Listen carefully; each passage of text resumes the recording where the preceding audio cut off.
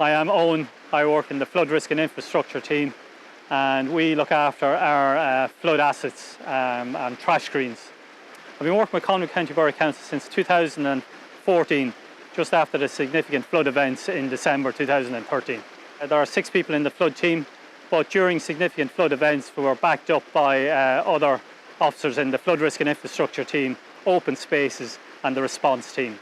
So one of our flood officers monitors the weather on a daily basis, and if we see that we've got like a yellow warning coming through, we'll mobilise the guys on the ground to go around and check our critical assets. We've got over 50 critical assets in the county, which we need to make sure are clean from debris, make sure that the water is flowing through, make sure that there's no blockages, because if there's blockages there's potentials for flooding.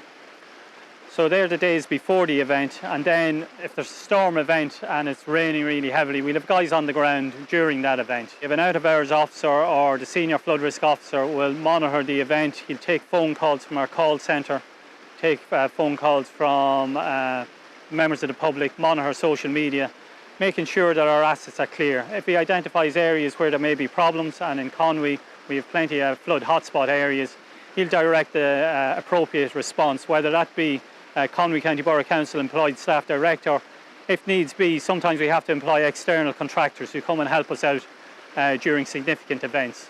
After an event you've got a different type of response. There's the clean-up response, where physically guys go out and start clearing up, because a lot of debris will be washed into water courses, and what you don't want is you don't want that debris contributing to the next storm event or the next blockage. So we'll be clearing water courses. Our gully tankers will be out clearing gully pots, because a lot of debris gets washed off the fields and ends up in the gully pots. The gullies are only designed to take highway drainage, so our gully tankers will be out there clearing up.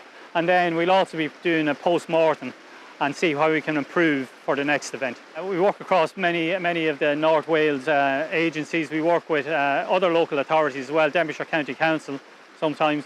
We also work with the NRW, Natural Resource Wales, the Fire Brigade.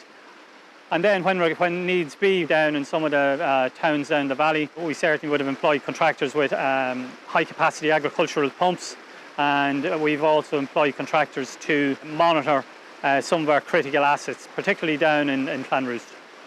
So the equipment that we use for monitoring the event, we've got a piece of software called HydroMaster, where we're able to estimate the actual rainfall which is going to be in a specific catchment, and we can tailor our response to that.